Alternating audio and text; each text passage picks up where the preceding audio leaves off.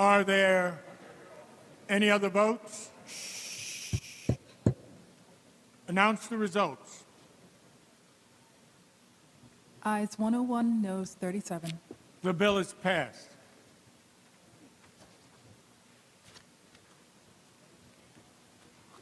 Assembly Bill 9007C, Rules Report Number 23, Budget Bill, and Act to Amend. Governor's message is at the desk. The clerk will read.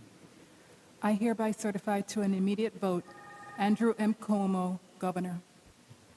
There is an amendment at the desk. Mr. Crespo, to briefly explain that amendment while the chair examines it. Thank you, Mr. Speaker. I offer up the following amendment, waive its reading, move for its adoption, and ask for an opportunity to explain it.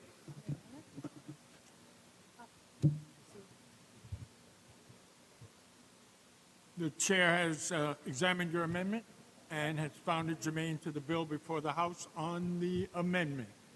Thank you, Mr. Speaker. The amendment before us would prohibit the use, with 3 exceptions, of state Medicaid funds for the payment of abortions. 1, where the abortion is necessary to save the life of the mother. 2, where the pregnancy is a result of rape. Or 3, where the pregnancy is a result of incest. In cases of rape or incest, the amendment further provides that certain reporting requirements be fulfilled. Mr. Speaker, I move the amendment and ask for its adoption. Ms. Glick on the amendment. Thank you, Mr. Speaker. This is an annual budget amendment. Medicaid funding for abortion is funding that is essential for poor women and young women to access their ability to have an abortion, which is their constitutional right. Rich women have always had access, even when abortions were illegal. So I would urge my colleagues to vote down this amendment, which would seriously damage the lives of many young and poor women. Thank you.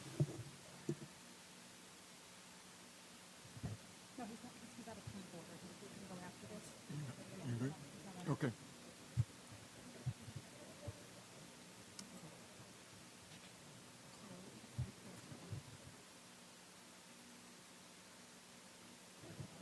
On the amendment, the clerk will record the vote.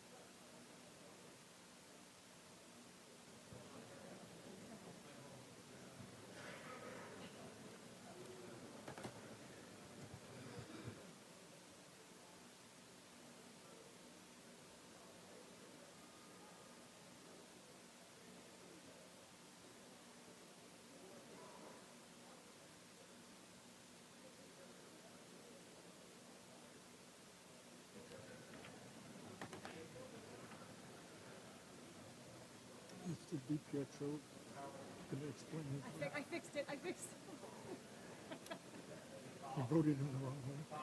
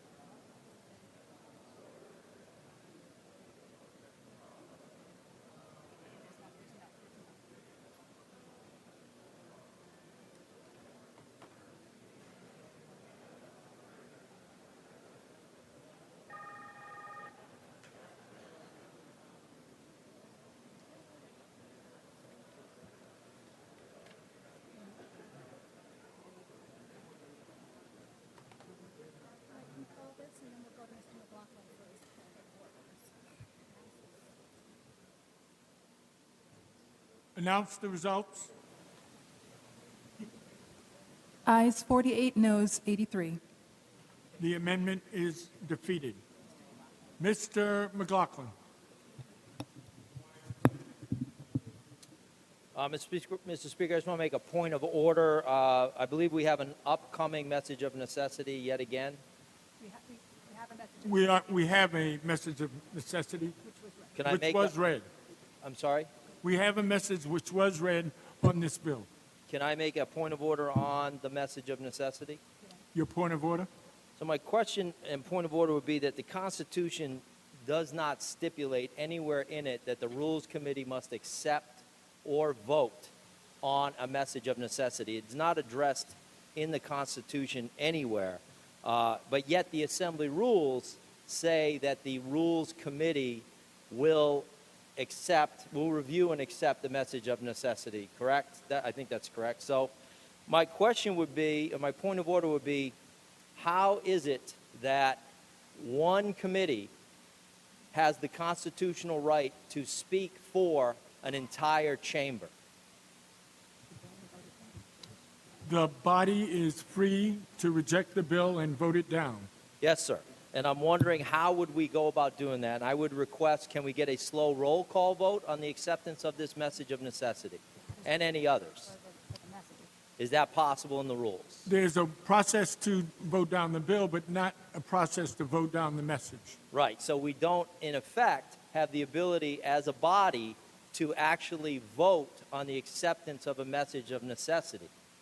That's correct. That is, in fact, done by a committee. In no other case that I know of does any committee have the right or authority to speak for an entire body of legislators.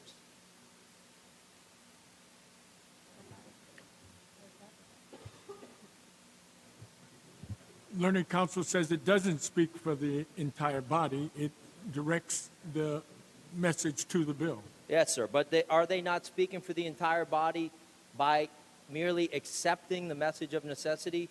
And can we, I guess, let me rephrase the question. Can we deny our consent? Because aren't we unanimously accepting the consent of the committee? The body has the ability to vote the bill down for whatever reason it may choose to do so. That may be that you reject the message, and that may be the reason you vote no, or it may be the content of the bill, and that would be the reason you voted no. Yes, Mr. Speaker, but are they not two distinctly different issues? One is the body of the bill, and the other is the acceptance of the bill. And I guess my question would be, is there any mechanism for me or anybody else as a legislator to say, I do not give my consent to accepting this? Or is that not anywhere addressed in the rules? It's certainly not addressed in the Constitution of New York. It's not addressed in the rules as it is not addressed in the Constitution.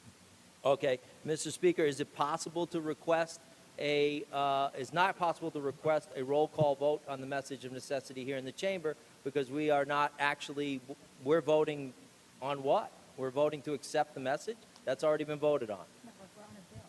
Right now, we're on the bill. The message allows the bill to be voted on. Right? Isn't that? Mr. Morelli? Yes, I think, Mr. Speaker, as I would interpret it, the Rules Committee has accepted the message as per our rules. But once the bill is before the House and the message is before the House, the question of whether we've accepted the matter of urgency request from the governor has already been decided. Because it is properly before the House, we have the message in hand from the governor. I think it speaks for itself. There's no ability for the House to accept or decline at that point the message, because the bill is properly before the House. Yeah, I don't disagree with Well Mr. taken, but- I don't disagree with Mr. Morelli's interpretation of that necessarily. I was merely questioning if it is properly before the House, because I know of no other circumstance in this House's rules where any one committee can speak on behalf of this entire chamber, and I would object to that to begin with. But if there's no method in the rules to object or to deny my consent, we are where we are. But I wanted to get on record that I vehemently disagree with one committee, no matter what committee that is, no matter how great the people on the committee are, speaking for me or 150 other legislators, Mr. Speaker. Objection so noted, Mr. McLaughlin. Thank you.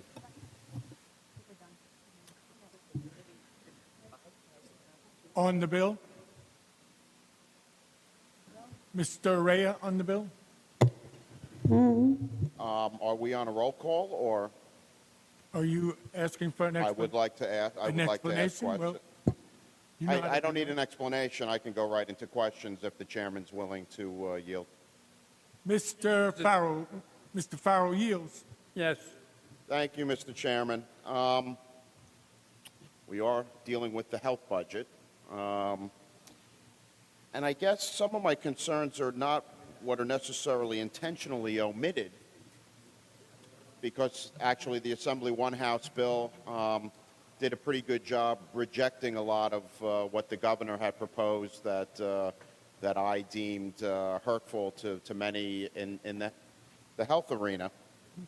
But what concerns me is what's not in here at all, and what we may see later on in the evening. So can you tell me, is there anything in the bill before the House that may deal with minimum wage and its impact on Medicaid service providers, whether or not they'll be reimbursed for an increase in the minimum wage? Not here. It would be in the appropriations bill. All right. May or may not be. Yeah, yes. Okay. Health Republic, I was one of the insurance carriers in the state exchange that went belly up and left $200 million in outstanding claims. The Assembly One House mentioned it, made reference to it, did not put a dollar amount to it.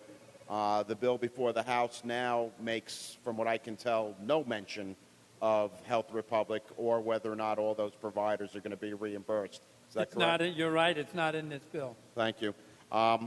Another issue was retail clinics. That was in the governor's budget. It was also in both one house, the Senate's one house, and the Assembly's one house, and I see there's no mention of it in here as well. Yes. Okay. Is it actually possible that we later today may see all this coming back in a different form? Some parts, yes, All right. but not all of it. Thank you, Chairman. I appreciate it. On the bill, Mr. Speaker? On the bill, sir.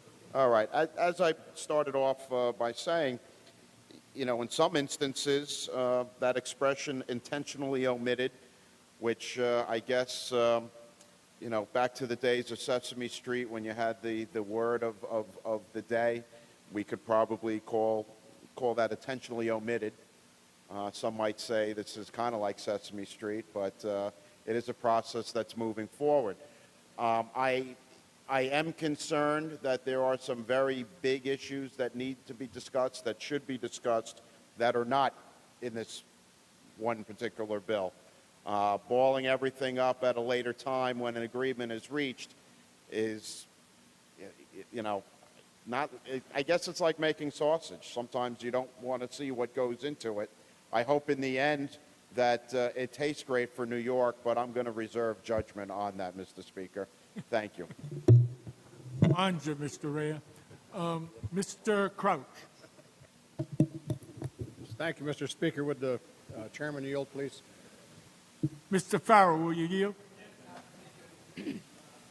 Part in this bill talks about sheltered workshops and the integrated employment. Makes changes to the employment plan by allowing individuals who are employed in a sheltered workshop on or after July 1st, 2013. What is it telling me there? What's this really mean?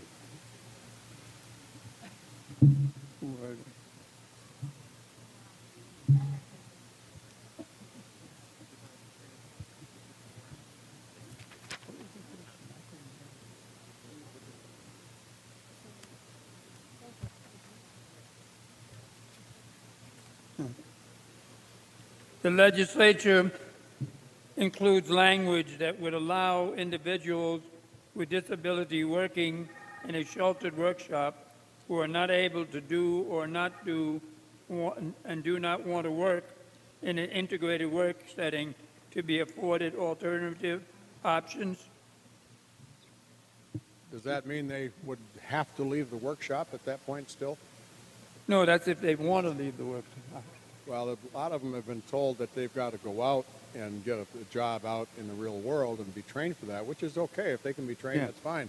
But I've been told in our meetings with the commissioner that if they fail out there, the door's closed. They don't come back. So is this a way to allow them back into the workshop? I would think so. That would accomplish that. Is there any appropriation that's tied to this, or is just the language? Say that again. Is there any appropriation that we'll see in some other bill? Would it say that in any?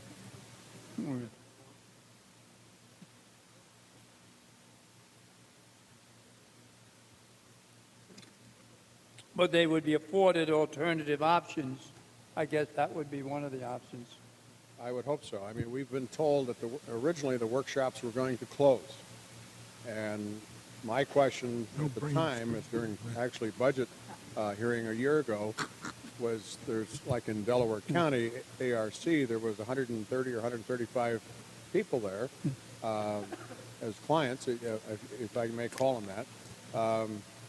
But there's only 135, not even 135 jobs in Delaware County. So I asked the commissioner, how are you going to train these people to get a job somewhere in Delaware County? And I was also told that, once they left the workshop to take that job at Price Chopper or some other place, they couldn't come back to the workshop. They closed the door. It's only outgoing. And now they've retrenched a little bit, and it seems that they're going to have integrated workshops, but I haven't been able to find a plan. So I'm just wondering is this part of a plan that you've seen that you could share with us on what they're going to do with the integrated workshops?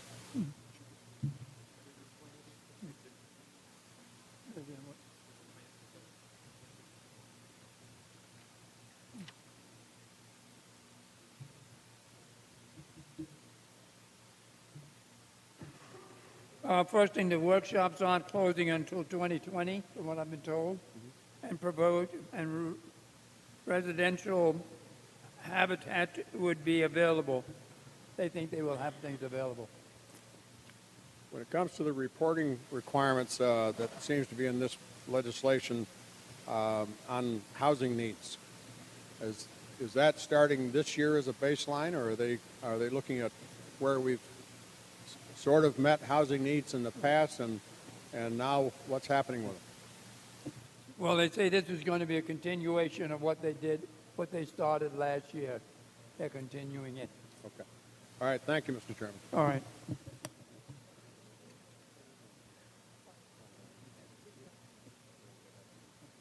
Mr. Goodell. Thank you, Mr. Speaker. Would the sponsor yield? Will you yield, Mr. Farrell? Yes, I will. I was Sponsor reading a yield. newspaper then. Thank you, Mr. Farrell. I had a question on a relatively small item on the budget, so I won't take much time. I saw that the budget provides $1 million annually for 30 years for the purpose of reimbursing capital expenses related to Citadel Rehab and Nursing Center. The answer is yes. What is Citadel Rehab and Nursing Center? Is it a private, not-for-profit corporation? Is it private for-profit?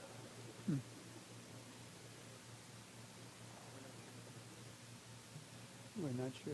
I make that answer. I'll get my head handed to me. You've come up with a better one. You think it's a... Or is that for-profit? The last part. Oh, it's a for-profit nursing home, we think? A for-profit nursing Yes. home? My first question then is, how do we get around Article 7, Section 8, which says the money of the state shall not be given or loaned to or in aid of any private corporation or association, with certain exceptions that don't appear to apply? And the question, I'm sorry. How do we justify a $1 million annual appropriation to a private for-profit corporation in view of the constitutional prohibition in Article 7, Section 8 that says no money of the state shall be used in aid of any private corporation. And there are certain exceptions, but none of those exceptions seem to apply here. Isn't that the answer? It's the exception. Well, then perhaps you could clarify what exception under the Constitution would justify a private appropriation of tax money to a for-profit corporation. Well, it's a capital reimbursement that we're doing. I think that we can do. Capital. No, I understand that. It's a reimbursement, it's not a contract. Well, I can just go through some of the constitutional exceptions. I mean, this company isn't formed for educational, mental health, or mental retardation purposes, is it?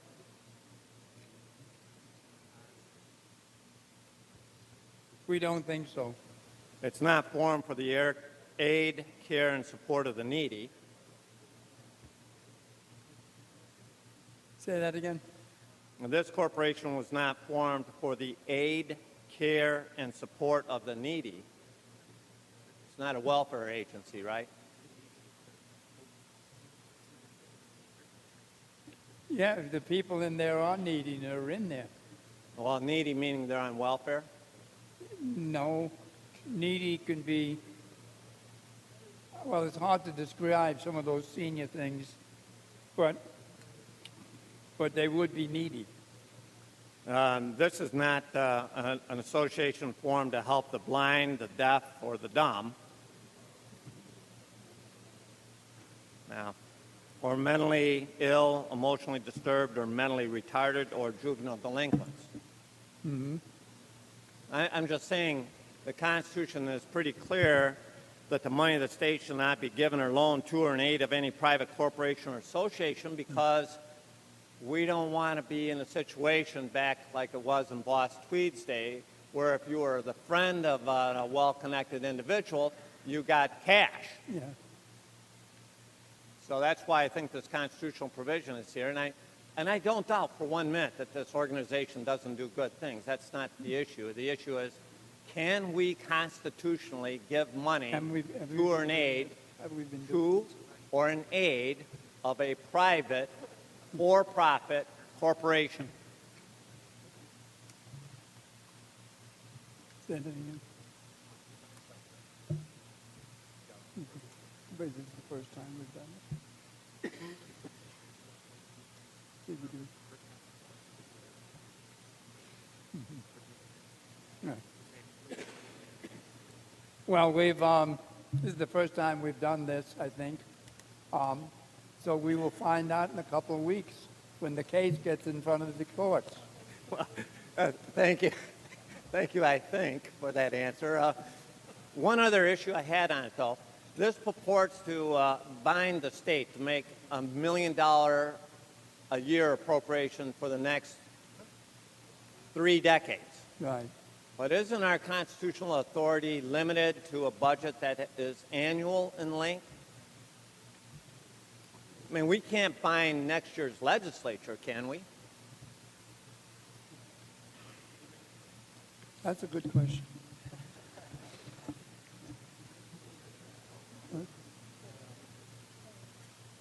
They would have to rescind it. Yeah. Yes. I think telling them that it's 30 years means that we're saying that's what we plan to do, but every year we will probably have to do an appropriation for that money to be done. So everybody will get a turn, and your and my replacements will also get a chance to do it and say whether they want to do it or not do it. Just in the off chance that I need nursing home some point in the future in the Bronx, I wanted to reassure this organization I think they're doing a good job. Thank you, Mr. Farrell. All right, thank you.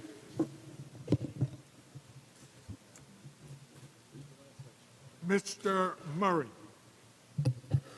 Thank you, Mr. Speaker. Would the chairman yield? Oh, yeah. Will you yield, Mr. Farrell? Mr. Farrell yields. Thank you, Mr. Farrell. First, let me say this. I respect the fact you've got a difficult job and you've got a lot to cover over a lot of time with questions coming from all over, but I want to just revisit the sheltered workshops and integrated employment subject that my colleague had brought up a little bit earlier, because when he had asked a couple of questions and there really weren't concrete answers there, and you know, we're debating a bill. This could be the difference between a yes or no on this bill, because it's extremely important. So you have these folks that are working in the settings, and they want to go out into the workforce and integrate into the workforce. Yes. The question was asked, if they try and they fail, can they come back? And I can't find where it says they can come back. Is it in the bill that it says? It does say they'll be allowed the option to receive other services, but could they come back to that setting and that workforce where they were if they can't integrate into the outside workforce? Well, I think the answer is that what you just said. They have a chance. They can make other decisions for those persons to help them elsewhere, and if one of them is to return them, they'll do that until they find something else. Well, the problem is, and during your answer, you had mentioned that we're talking about possibly closing down these workshops in the year 2020. Is that correct? Yes. Did I hear that correctly? Yes. So where do they go after that? I mean, I guess they're kind of stuck between a rock and a hard place. Many of these people, when you go visit these settings, they love what they do. There's such a sense of pride and accomplishment, and they really love what they do. They're afraid that they're going to lose this. So now we're telling them, if you try to go out and work in the workforce and integrate into the outside workforce, you may not be able to come back to this, and there's a chance this is going to be gone in about 3 or 4 years. So what are they to do? Well, I think the way you set it up, it's not good, but I look at it as a positive. If a young person goes out and they're ready to go out and they have the job there and they're doing the job, everything's being well. What we're concerned about is sometimes some people who can do the job but don't feel right, let's say that, for having other people who are looking at them, because the thing is other people making it so they have to go someplace else. Sometimes they want to go someplace else. There may be other things. So they will, and I'm going to assume, because if they really were in a hurry, they could just lock the door and say goodbye. But we will be responsible for making sure that we do something to help them in a different manner. So this was really put in to help, to say that you can do something else. Because before this, I think the assumption was, once you're out, you're out.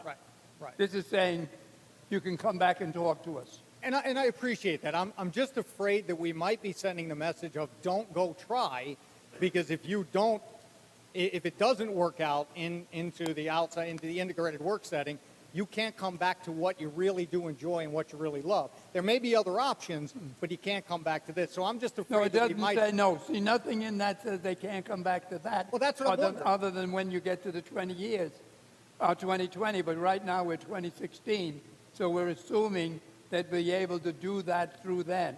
Well, that's so I'm assuming that they might be able to come back temporarily until they find someplace else. That's my concern, is I think we're assuming it. I'd like to know... But right now, we Is have it in there? nothing. This is better than the other thing. If we don't do this, which is what you're saying, then we're caught in a position where we can't do anything to help them. And we're saying here, if you have a problem, we will try to help you. So it's a positive, not a negative. I appreciate it. I think we could both, glass half full, half empty kind of thing. I think we might all agree that, the federal government's the one pushing right now with the Olmstead Act and trying to maybe shut this down. I think we all could continue to fight against that option. I know a lot of us would like to see it continue to remain open well past 2020 and give these folks the opportunity that they deserve. But like I said, my only concern is that might this keep them from trying because there's nothing in that definitively says you absolutely can come back. But right now, again, I say it, Right now, if they said they're not happy, we say, so what? So we're saying this is what. So it's a positive, so I can't defend a negative. Okay. Well, thank you, Danny. I appreciate it. Thank you very much. Thank you, Mr. Speaker. Thank you, Mr. Murray. Mr. Graff. Just one question, Denny, if I can. Medicaid reimbursement. We went out, we did a thing on heroin, and what we found was that a lot of the detox centers were closing because of the Medicaid reimbursement rate, right, was not sufficient. Have we done anything to increase the Medicaid reimbursement rate, especially when we're in the middle of a heroin epidemic? Have we done anything to increase the Medicaid reimbursement rate for detox centers? No. So there's nothing in there to deal with the crisis that we all know is plaguing our state. Say that again. There was no discussions on increasing that when we know that we have an epidemic plaguing our state and that detox centers are closing.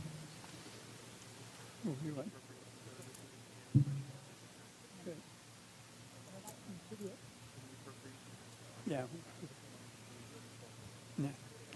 In the appropriation bill, which we will get later, we will have $25 million to deal with that problem. That's only for inmates, correct? Isn't that a provision? That's for everybody. That's for everybody, 25 million? Yeah. That's an increase. Yes. But we haven't done anything with the Medicaid reimbursement rate per se. No. Okay, thank you, Denny. That's why we put in the 25 million. Ms. Tenning. Ms. Tenning. Thank you, Mr. Speaker. Hold.